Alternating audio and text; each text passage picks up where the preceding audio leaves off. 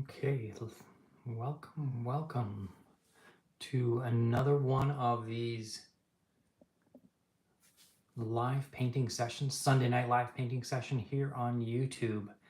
I'm very happy to say that we're going to be painting a portrait tonight, and this is quite a departure from what we've been doing before. And for those of you who haven't been painting along with us each week, the first week we did a rose, then we switched over and did some fruit. We did a clementine, I think it was, and then over to a tulip, and we've also done an apple and a candle, but we haven't done anything figurative. So today we're going to be going with a color portrait of this gentleman, this dapper gentleman.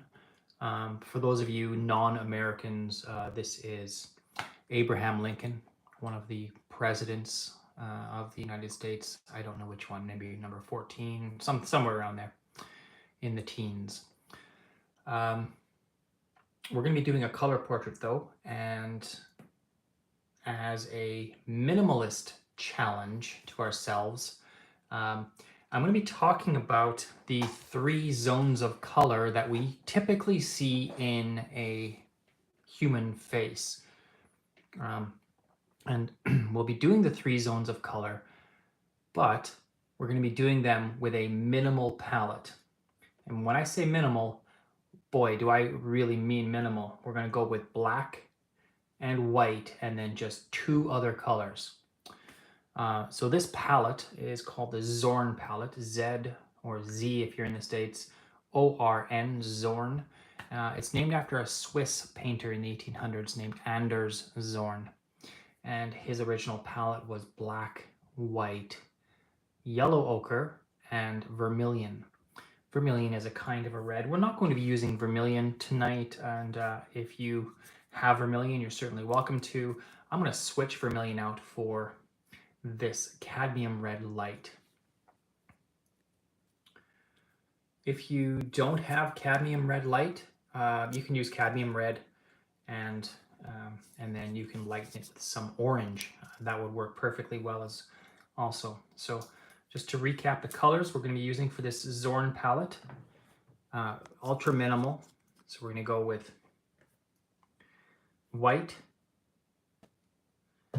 yellow ochre, cadmium red light, and black. Now, these 3 colors, you can think about them like they are the primary colors or substitutes for the primary colors anyway. So this yellow ochre, although isn't primary yellow, and it's far from it, we're going to use it like it is a primary yellow.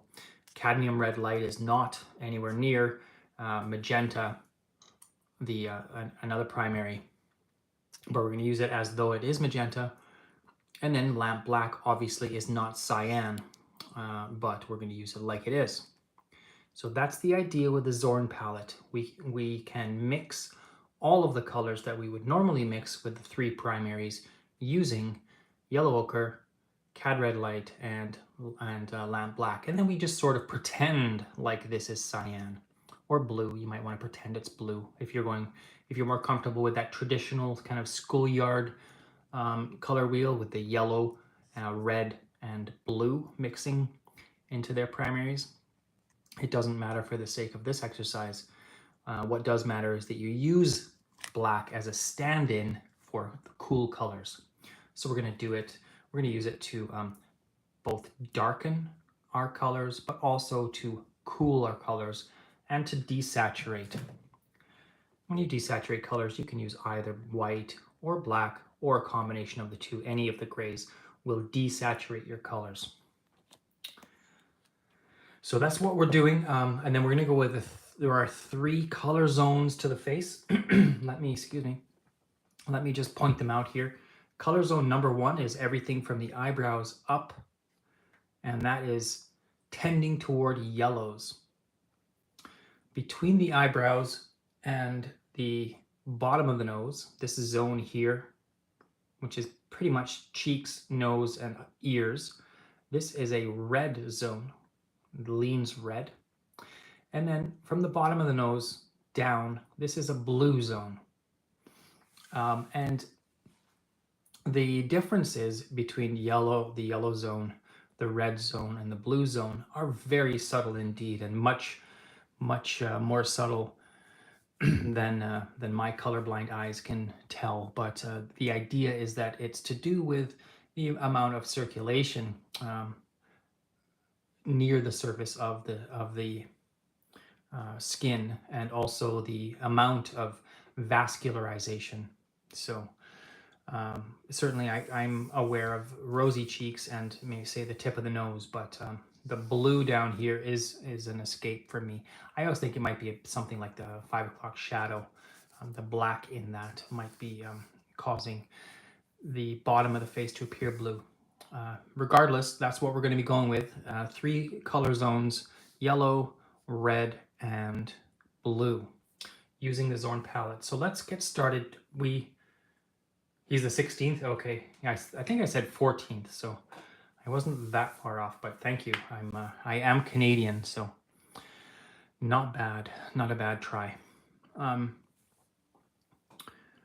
Let's get the colors down here. And the idea with the Paint With Me's on Sunday evenings is that you see all of the colors that I use and how much and how I paint. So I'm gonna have this vertical palette.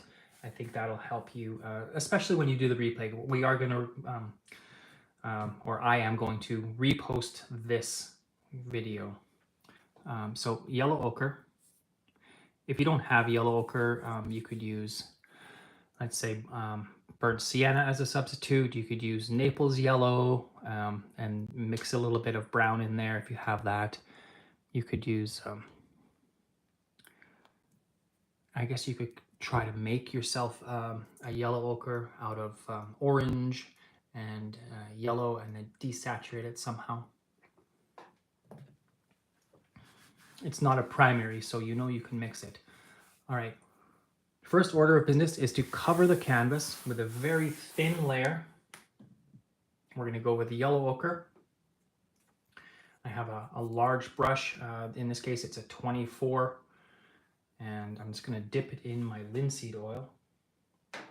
Wipe it on the rag.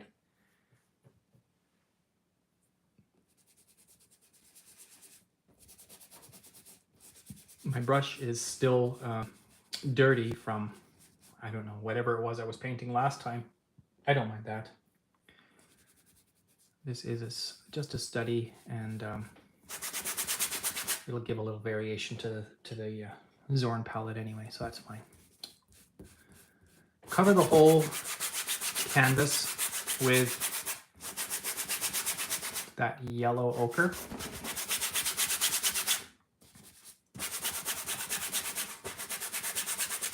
Don't worry too much about streaks. We're going to rub it off anyway with some paper towel or with a rag. So this is just, it's not so much about getting yellow on as to getting rid of the white. We're just trying to get rid of the white at this point.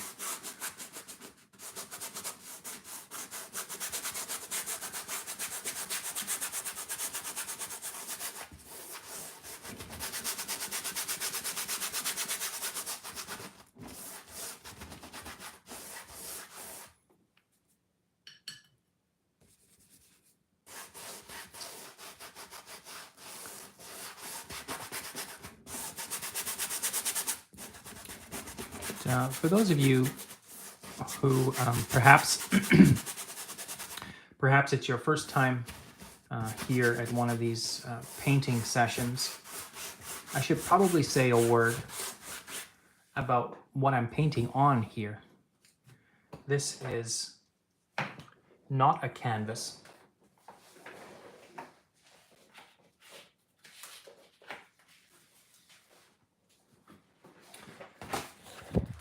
Here we go.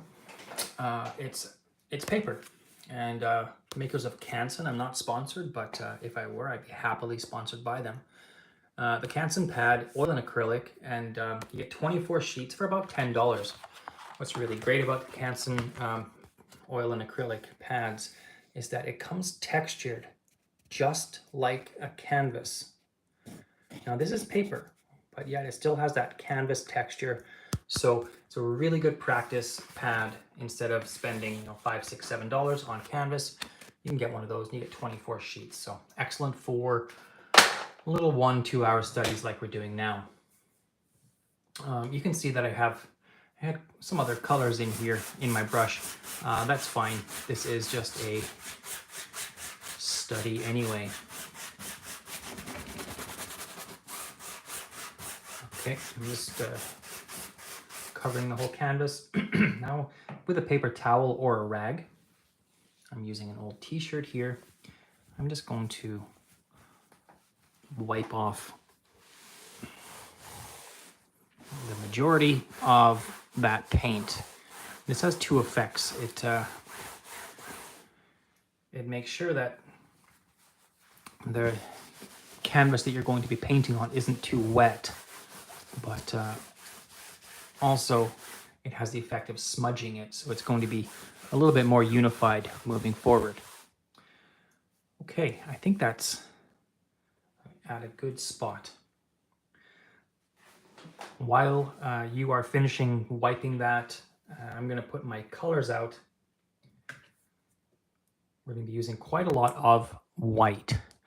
When I say white, of course, I mean titanium white. The other whites like stack white and Kremitz white and are lead based, and those are just a little bit too toxic for my liking. And then zinc white, of course, is transparent and it doesn't have the tinting power or the opacity that I'm looking for in a white. It's really good for glazing or for painting a smoke effect. But other than that, it's just titanium for me. Of course, vermilion or cadmium red light will be your red.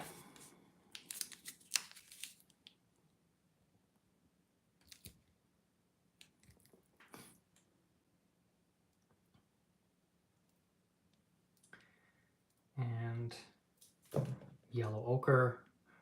I don't have a traditional French yellow ochre. I'm going with yellow ochre deep, and that's fine. You can too, if you have one. Okay, and then black. You can use any black. I happen to be using a lamp black here, but carbon black, vine black, lamp, Schwenigen black, any of the blacks would be fine. I just put 2 dots down there, one below. This is going to act like my blue, and then I put another little dot at the top that I will mix with the white to create grays. So in other words, one for value and one for hue. So before we get into color mixing, let's just quickly review what these colors will make. So remember, we're treating this black like it's a blue or a cyan, okay? So red plus black in the Zorn palette equals purple. Yellow plus red equals orange. Yellow plus black equals green.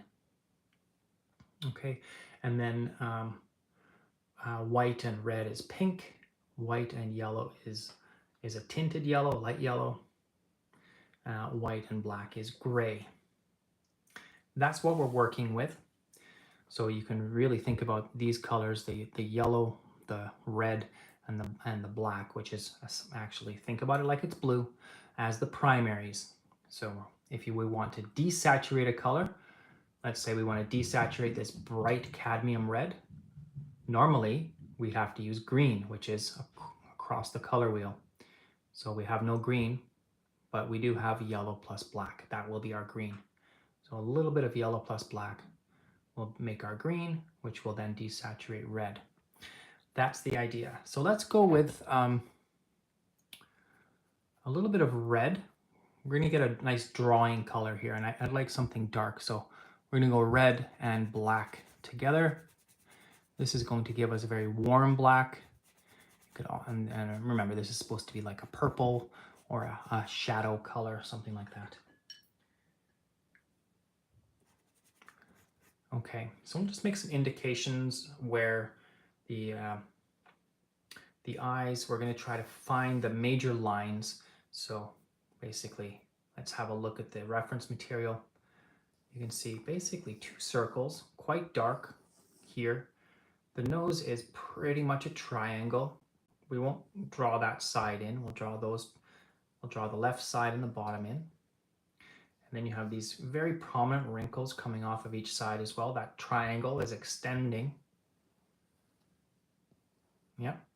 And the mouth is pretty much straight. Another line under the lip. And quite an angular face. You can see the cheekbones, and then this eye, this zygomatic bone here, and then this prominent eyebrow bone here. This is a supraorbital torus, just under the skull and around. We're not going to worry about the hair too much. Again, the zygomatic bone, really prominent here. He's looks like he's gaunt. He's been working very hard. And then this is kind of just dark facial hair, no problem. And we can rough in the ear as well. So let's start with, you can see this eye is pretty much in the center of the head. Let's say the back of the head's here. The ear extends beyond, but the back of the head, this eye is pretty much in the center. So let's start there, right in the center. And just with that, don't paint any details whatsoever. You're just going to go for basic shapes at this point. So what I'm going with is the inside of the eye here, and then the eye that just above the eye, and the eyebrow. Don't paint any details, not yet. If that's the middle, just hop over and you can paint in the other eye. It's going to be slightly lower.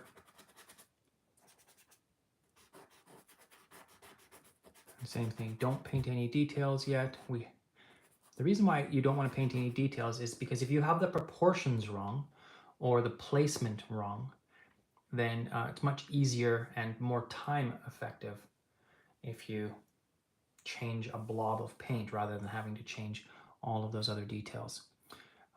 So we're going to do a triangle now. One triangle is the nose. And then the other triangle was a kind of crease around the mouth. We're going with yellow and black still. There's a prominent shadow under the nose.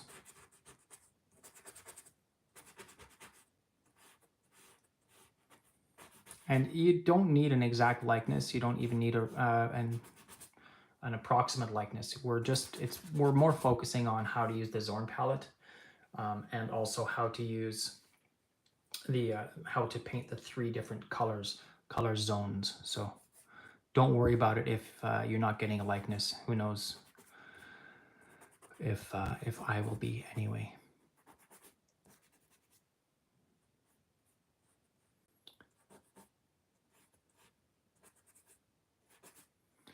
And mixing that red and black together. This is kind of that purpley color.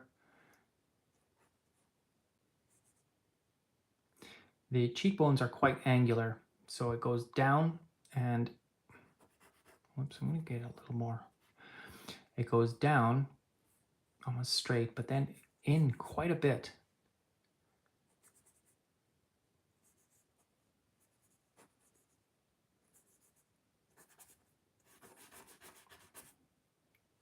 There's a reasonable amount of facial hair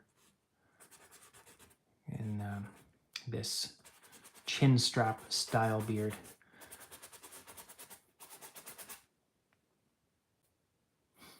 Now, in our reference image, a lot of the details in the changes of plane are bleached out, but the front of the nose is going to be one plane, and then the side of the nose here is going to be another plane, and then this cheek is going to dip in. We're going to get to all of those different planar shifts, but we're going to take our time with that, so don't worry about that for now. We're just getting the basic shadows in. So again, black, meets red. This is kind of our neutral dark color. It's supposed to be purple, but I just kind of use it like it's a warm shadow color. And that cheek, really prominent.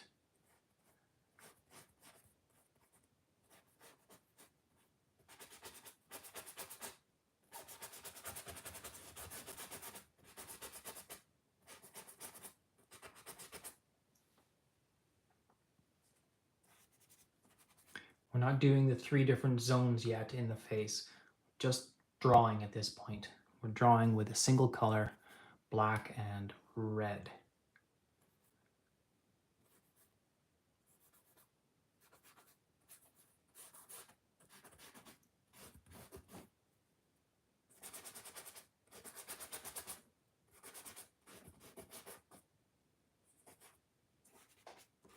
You have to stay away from details.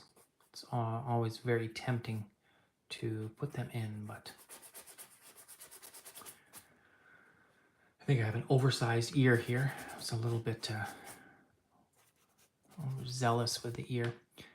I think Abraham Lincoln had a disorder called Marfan syndrome that caused his exceptional lankiness, among other things. But he was quite thin.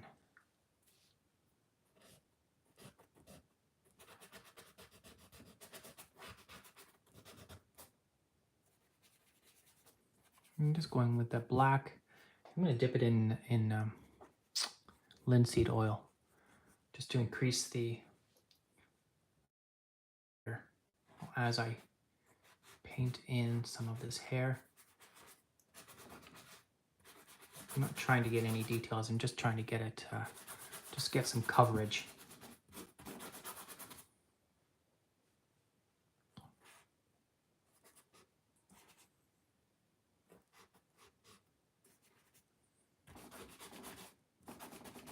As always, if you would like to pause, I'm very happy to pause at any point. I also, of course, do post the replays immediately afterwards. So there's always that. You can always kind of go back at your own pace and try the exercise again. You know, I don't want to make this a lesson about proportions and human anatomy. I do have a good number of lessons on both my TikTok and Patreon regarding anatomy and drawing. So I'd rather just focus on the different color fields. So let's just darken some of the areas underneath his eyes. I'm gonna go with straight black on this one. Quite dark under his eyes. We're gonna paint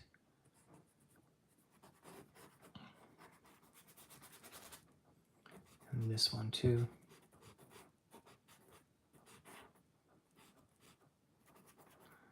Again, staying away from details.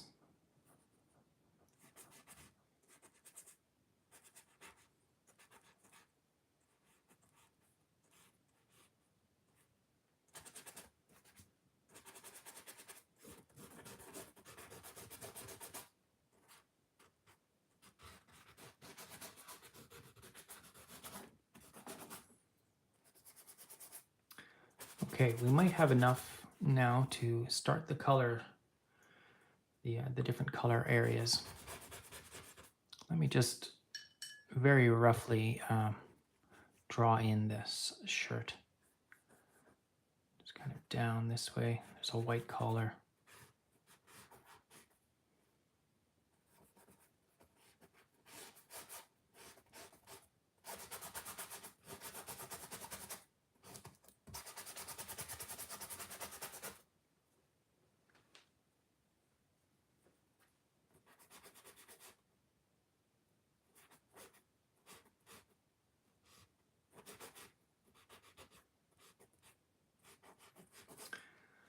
Okay, So in terms of the color areas, we're looking for let's do the forehead first. The forehead is going to be white plus yellow.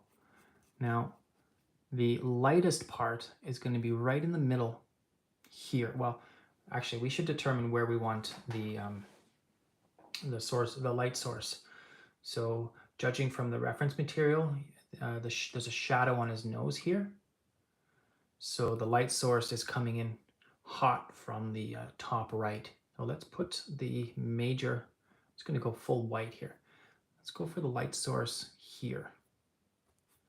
That's where the main light source is going to be hitting. So it's going to be to the right. And so collect a bunch of yellow ochre and mix it with white. This is an alla prima painting, so we can do our mixing right on the painting itself.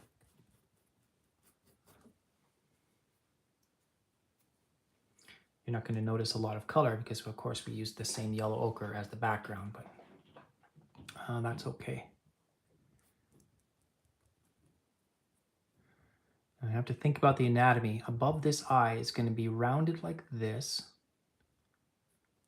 This is the major part. And it's going to get darker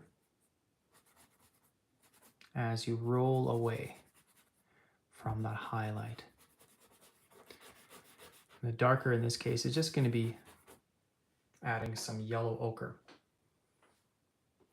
I'm not going to get any shadows until I get right over here on the left side.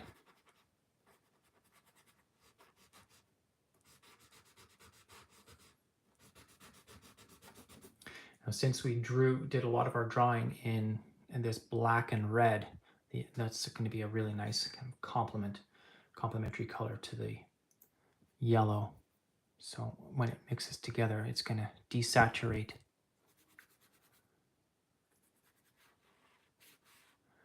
And make a darker, kind of dirtier color. And that's fine.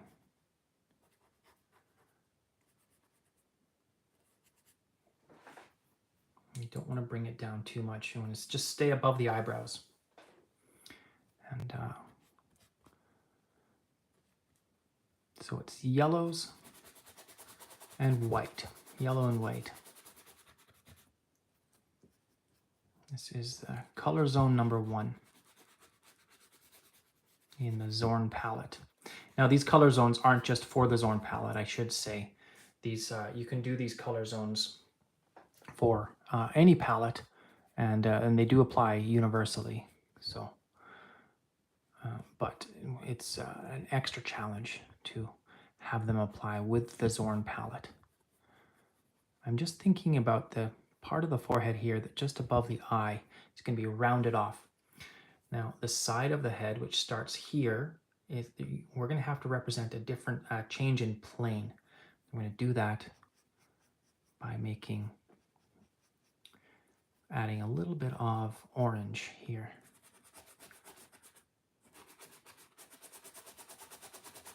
Not just the straight up yellow.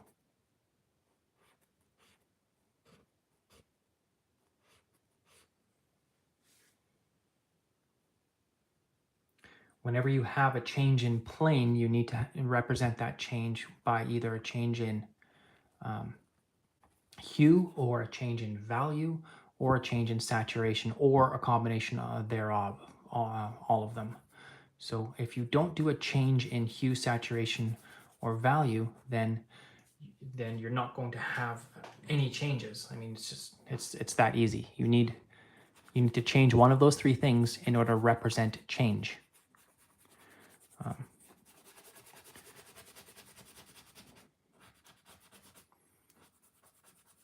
And we derive meaning in painting through change.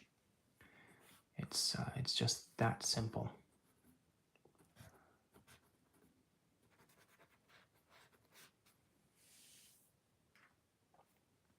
It's up to you how much you want to blend, and that really comes down to personal painting style. So what's going to be important is you have that sort of more yellowy plane on that side, or orange even.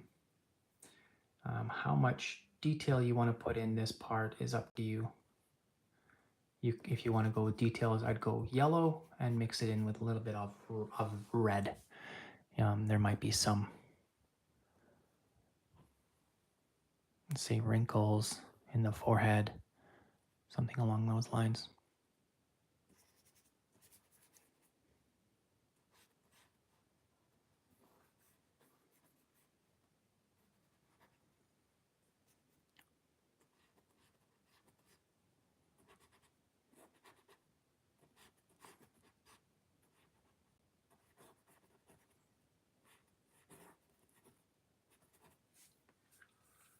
Okay, I just have some darker, some black and some red. I'm increasing the value here. Straight black on the hair.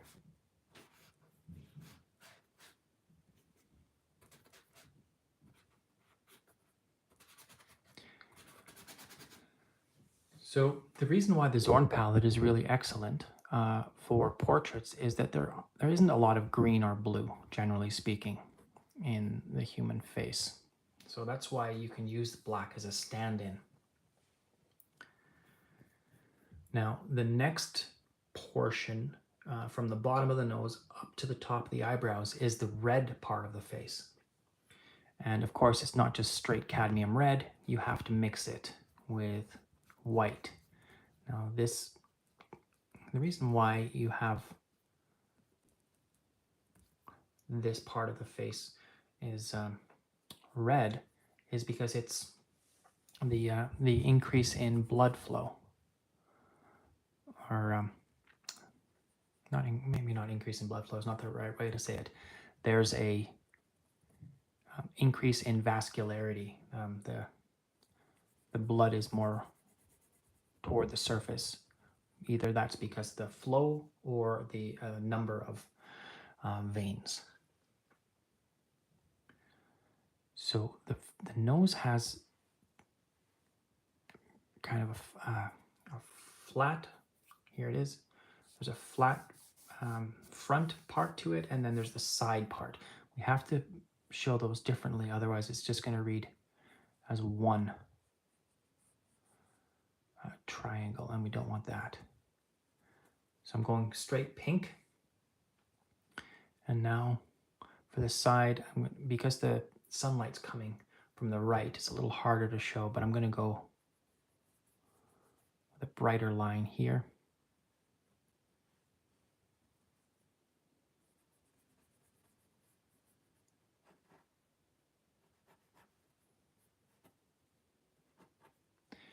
Now we're going to end up pulling a lot of that pink back afterwards, because the bridge of the nose right here is a lot lighter.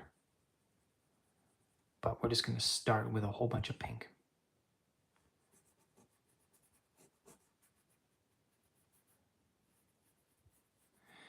And then when the nose ends,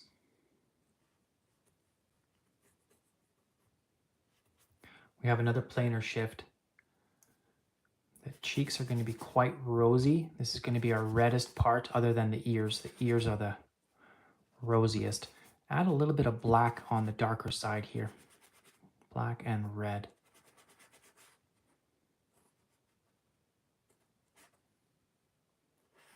Also underneath for the shadow. Black and red. That's, in other words, purple.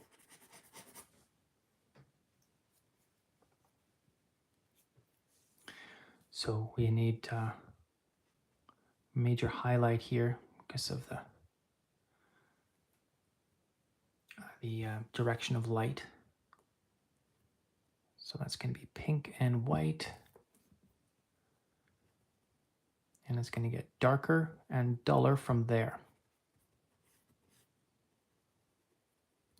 Every time you have a shift in plane, you really should be representing it with a shift in tone or hue or value. So let's figure out how to do that with this extremely limited palette. It'll be quite a challenge, but I think we're up to the challenge. This area is always tricky using the 3-zone area. It can be yellow and pink, so we're going to do that here. Just kind of have it blend up. Nice transition. So under the eyes, we're going to leave the area under the eyes for the moment because it's not strictly speaking pink. It's actually, it goes more toward, it's a lot like the lower color, the blue color. So we'll leave that for now, directly under the eyes.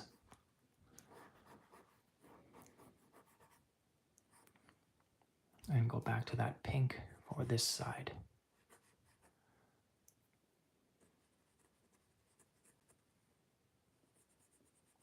You can make up your colors, of course.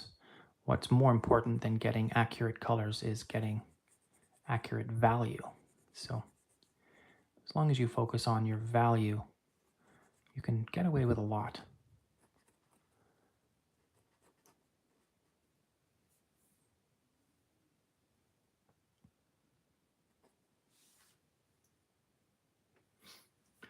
So that is most of the pink done. I'm going to just increase, because the direction of light is coming from the right. This is a really tricky way to show it because the light's going to be hitting this change in plane. I'm just going to bring that down a little bit more.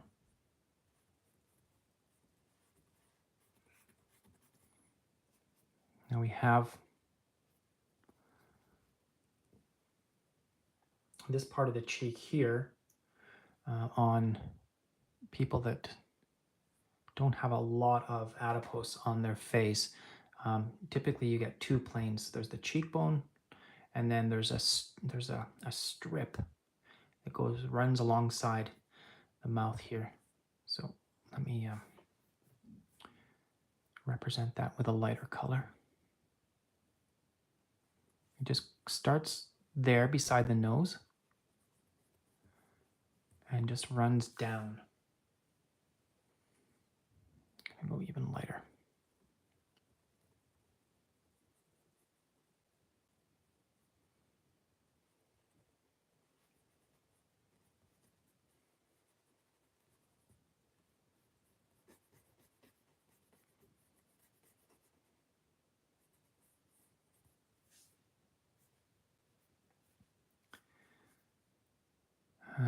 Okay, let's just do the bridge of the nose while we're here. So the bridge of the nose typically is very light no matter what. So I'm going to add that white in right now to lighten it up. Value is fairly easy to deal with in the Zorn palette because you just have white or, well, white will lighten up any color. Yellow will lighten up red or black, and red can lighten up black. So there's that hierarchy. And then also the reverse is true as well. Black can darken any color, red can darken yellow or white, and yellow can only darken white. So those are the different, there are only so many different ways you can lighten or darken your colors that you have. And it's important to keep all of those different ways in mind. I'm going to now blend some of this pink in with some of the yellow so it's not quite as abrupt.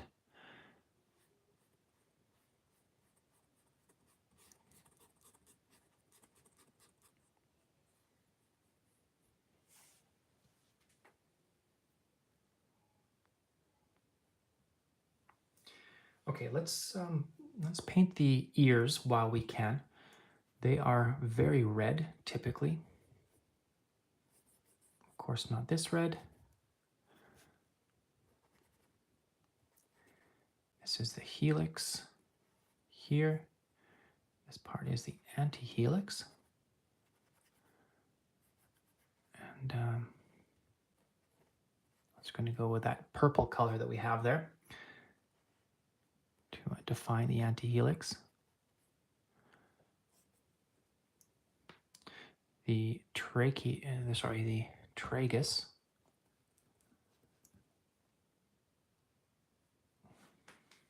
is the little bump on this, just on the right here. Tragus is this little bump here.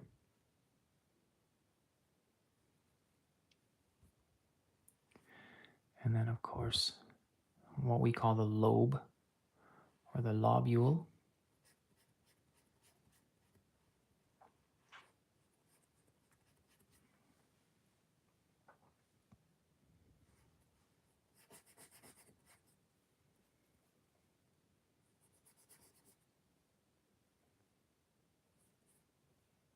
I'm going to go fairly thick here.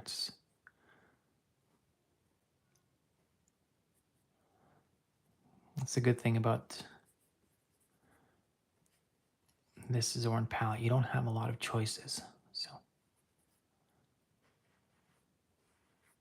it's like, do I want it to be lighter or darker? Do I want it to be more yellow or more pink?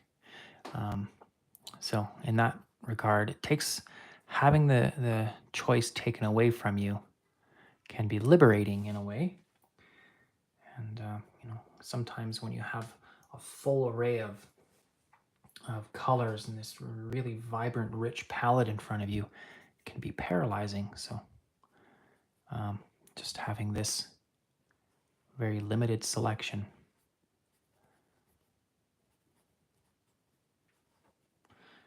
can be good. So let me just go with a little bit more red here. I fear it's getting too gray.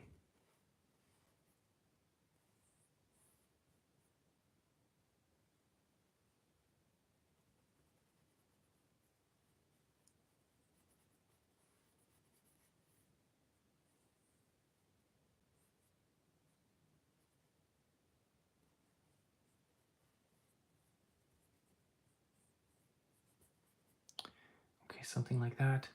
And then, of course, we're going to go black. We'll warm up the black slightly.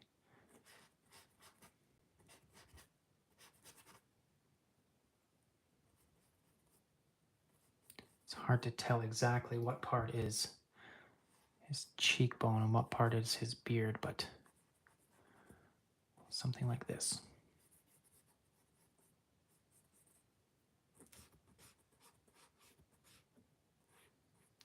So yeah, maybe next week I'll go back to painting fruit. I don't know, but I did want to show you this Zorn palette. It's a pretty neat way if you are starting out with painting to get you to focus on a lot of these little choices, light and dark, and slightly more saturated or less saturated. When you remove a lot of the colors, it's a great way to focus in on the fundamentals of what remains.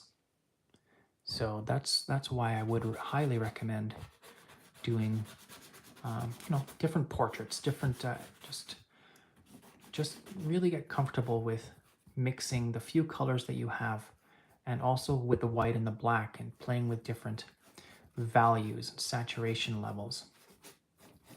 I think that can be quite a valuable exercise. So yeah, let's carry on here with this pink zone. Again, we're not going to touch the eyes for the moment because underneath the eyelids is typically not as pink. It actually gets to it gets into this kind of coloring, the blues that we're going to put down there.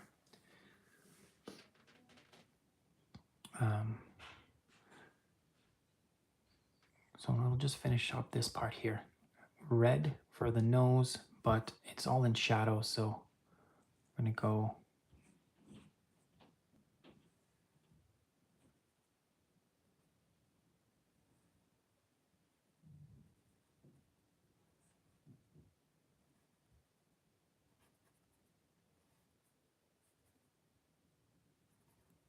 it's quite dark here.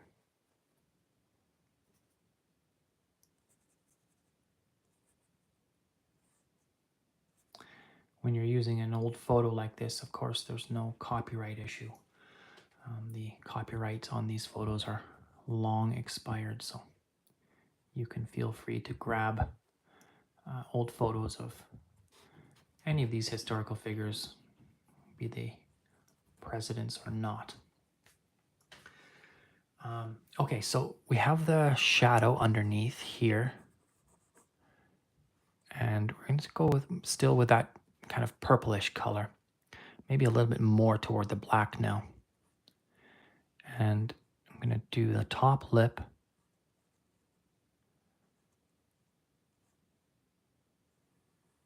It's fairly straight across.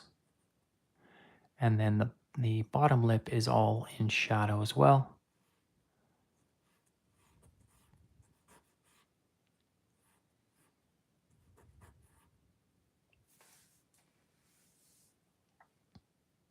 And other than that, it's all beard. So typically this third zone is blue. Now we don't have any blue because we're doing the Zorn palette, but we're going to have to use black. So we don't want to use exactly black, so it's going to be more like gray. That's our blue, black plus white.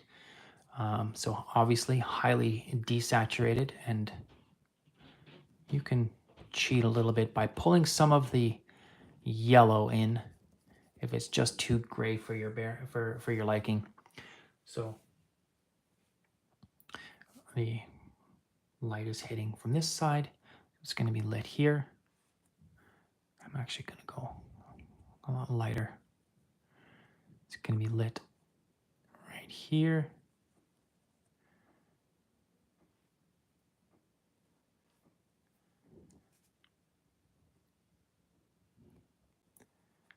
Put in all of these areas where the lighting is striking the face.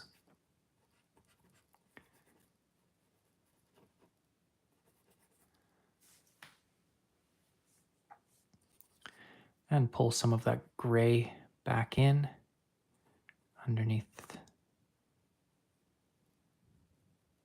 the mouth.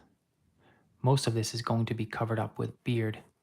So just remember, when you have a change in plane, you need to change something. Could be the value, like you can go darker grays, like I'll do here. It can be the hue, like I can add more yellow or more purple. It can be the saturation, so I could add more white or more black. But you do have to change it up somehow if you want to show a change in direction, a change in plane.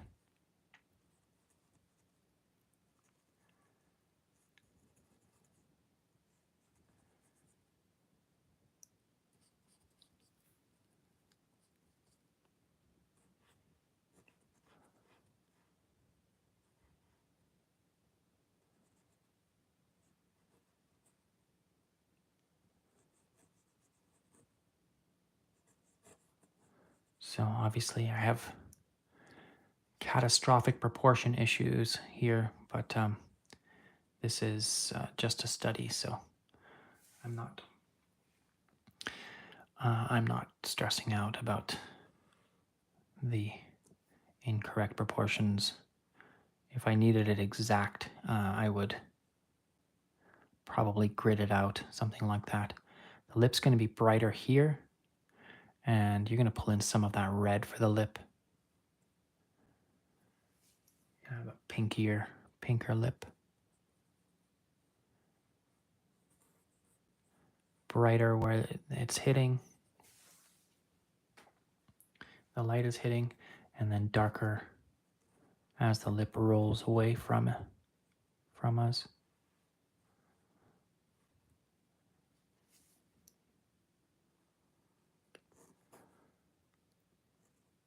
I'm going to reassert that top lip.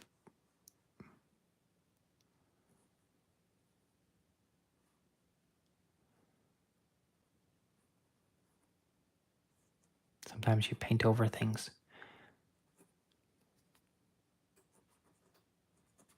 Okay, let's see what we have for this beard now.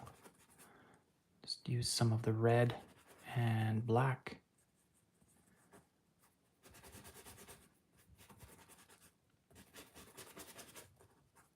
beard's going to be slightly lighter where the direction of the light's hitting here.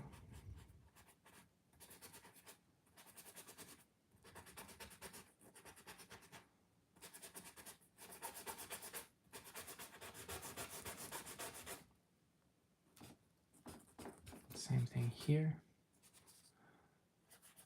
and here.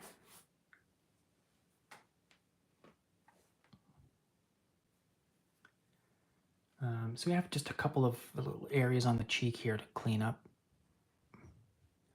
Now, of course, if I wasn't using the Zorn palette, I would be using blues and really get in there with some bluer areas. But I mean, this is the Zorn palette. You have a cooler jawline is the idea.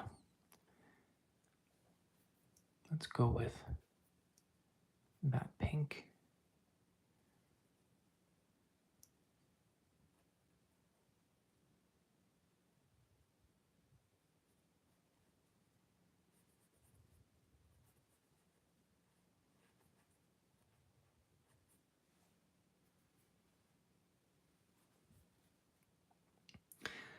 We might as well put the collar in. It's just thick white.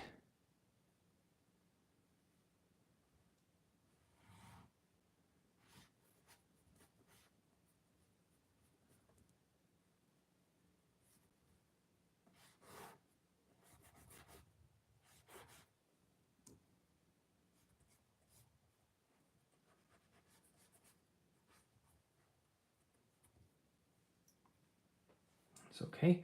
And then same thing with the jacket. You can go black.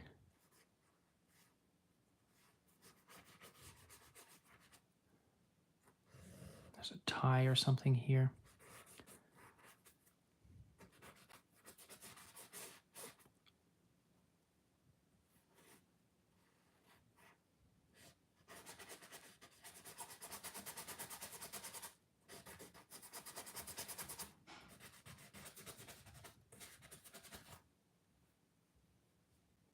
Okay, and then all that's left is the eyes.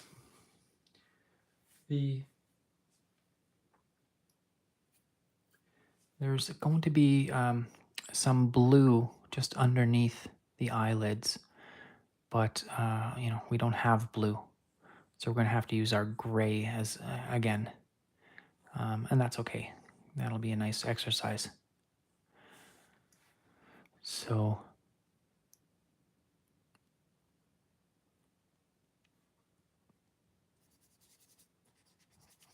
I have the gray here.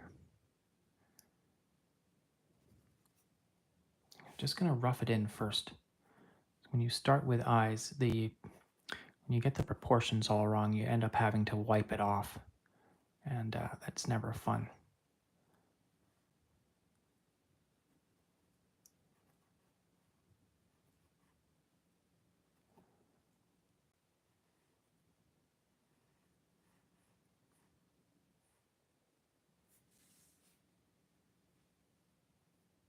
Kind of painting off on the side right now, so I have to try to get right in front of it.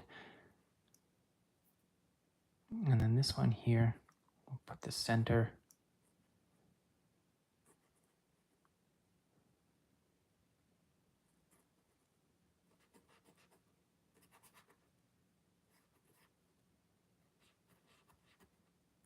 Yeah, I really like that, how the black and the red work together to form a shadow color. It's a nice warm shadow. Works really well, I find.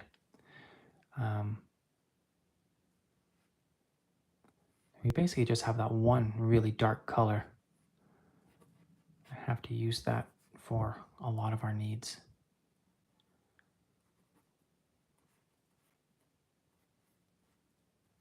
It's like a gray. That's the advantage of using the really limited palette. I mean, you don't have a lot of choice.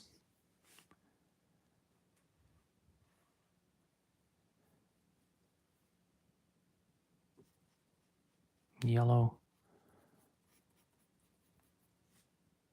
It's yellow and red. It's going to be some highlight on that top eyelid here. This is the direction of lighting. Again, from the top right.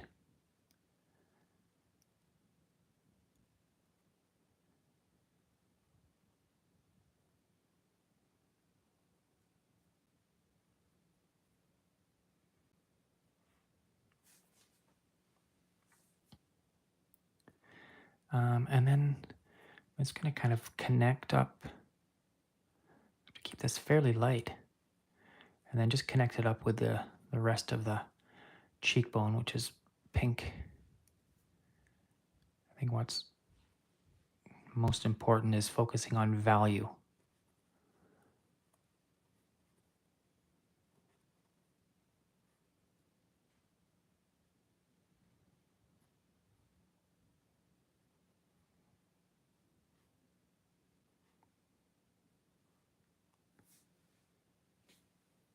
And then there's really not much going on this side. There's a little dot where the eye is, and then something underneath, but that's about it. There's not much going on above it.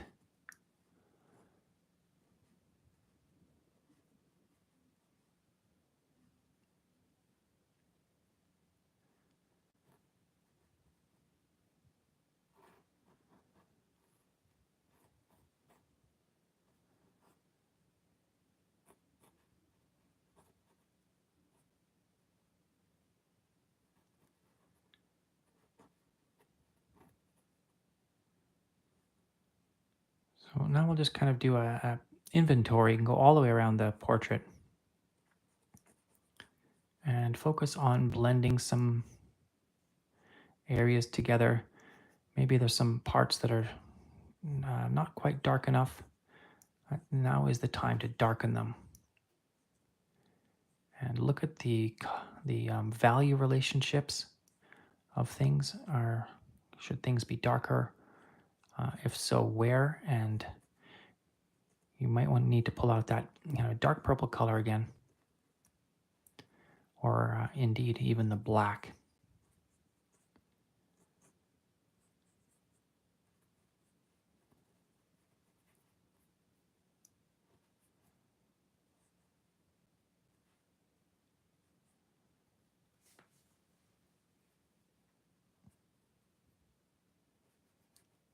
This could be darker.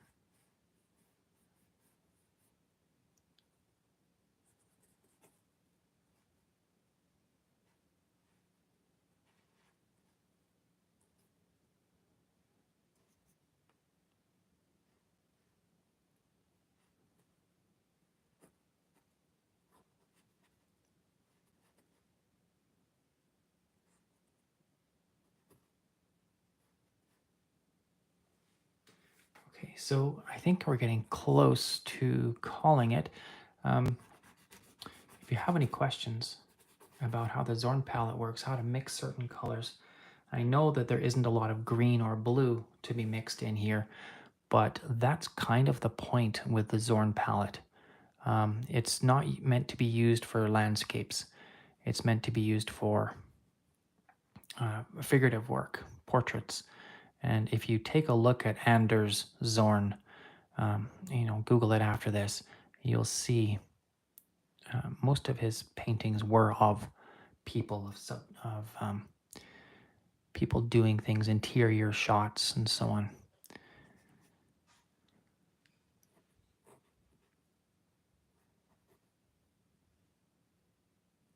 But yeah, really one of the most interesting, I think, of the minimal palettes.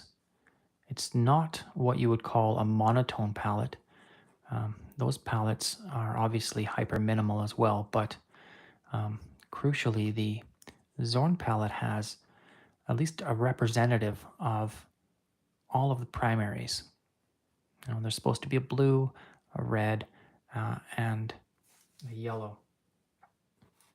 So that's the idea anyway.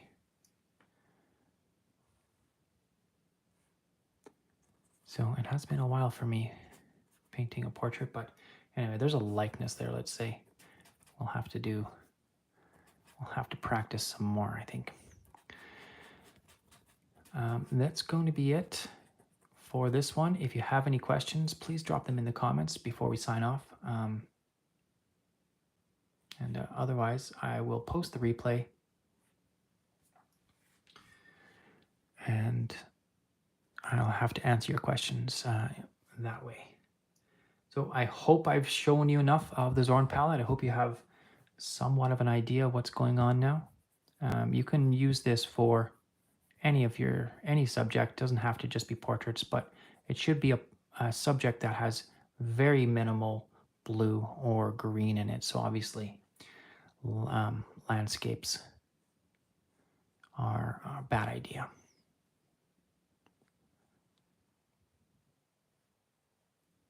But yeah, let's just leave it there. Okay, just about an hour, so that's a perfect time. It has been, as always, my pleasure to paint for you. If you would like to join me next live here on YouTube, will be next Sunday at, should be 7 o'clock. Today, I apologize, was 7:30 start, a little bit later, but 7 o'clock. And then other than that, I think it's going to be TikTok on Tuesdays and Fridays, 6 to 9. Thank you so much. I really do appreciate all of your time. We'll see you on the next one.